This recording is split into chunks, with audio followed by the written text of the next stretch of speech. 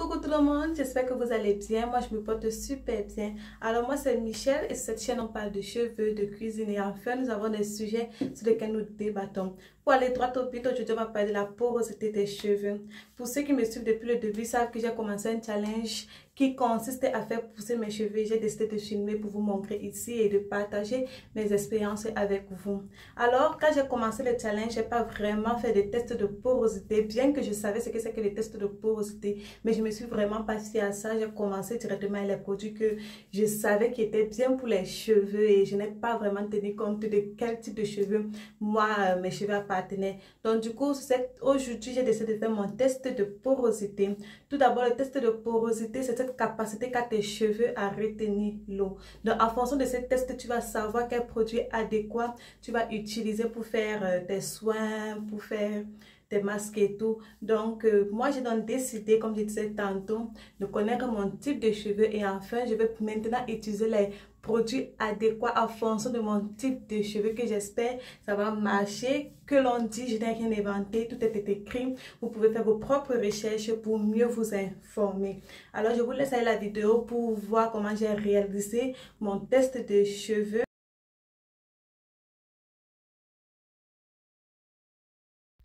Coucou les amis, alors comme j'ai dit, on va réaliser notre test de porosité. Donc là, moi j'ai pris juste un bout de mes cheveux après le lavage. Il faut préciser que les cheveux doivent être propres. Donc j'ai fait le test avec les cheveux de Massy. Voilà les cheveux de Massy et voilà mes cheveux. Donc je vais faire le test avec nos deux cheveux. D'habitude on dit que le test il est génétique. Donc d'habitude le même type de cheveux de la maman c'est pareil pour la fille. Je sais pas, on va voir ensemble et tout. Bon.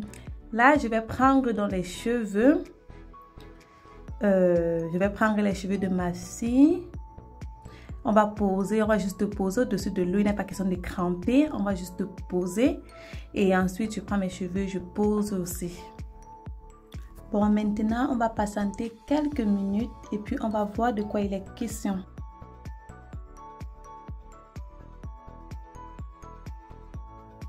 Après quelques minutes, nos cheveux, là c'était après 30 minutes précisément, nos cheveux ils sont toujours là, les deux sont toujours au-dessus de l'eau. Après 1 heure, c'est pareil, les cheveux ils sont posés, ils n'ont pas bougé. Mais par contre après 1h30, j'ai constaté que les cheveux de ma fille ils ont commencé à plonger. Donc comme quoi ça a absorbé franchement de l'eau et moi mes cheveux ils sont restés au-dessus.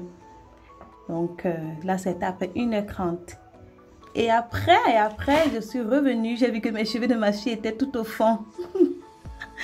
Bizarre, mais c'était vraiment au fond et mes cheveux sont restés au-dessus.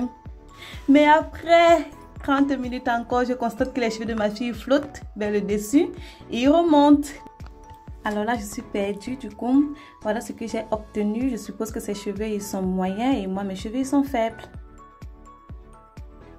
Bon, voilà ce qui est dit des cheveux à faible porosité. Ce sont des cheveux qui nécessitent des soins riches en émollients tels que l'huile de jojoba, l'huile de coco, l'huile d'avocat. Et aussi quand vous faites vos masques, on va utiliser ici des masques à base d'aloe vera, d'avocat, d'huile d'olive. Et on va laver nos cheveux à l'eau tiède pour pouvoir ouvrir les écailles du cuir chevelu vu que la texture des cheveux ils sont très fermés. Du coup, il faut laver avec de l'eau tiède pour pouvoir les ouvrir. Ce qui est dit des cheveux de porosité moyenne, ce sont ces cheveux-là qui n'ont pas besoin de beaucoup d'entretien, juste une bonne routine car les écailles sont déjà légèrement ouverts, légèrement fermés, donc ils sont vraiment là et tout va bien. Il suffit juste de suivre une bonne routine et de temps en temps utiliser une protéine dans vos routines.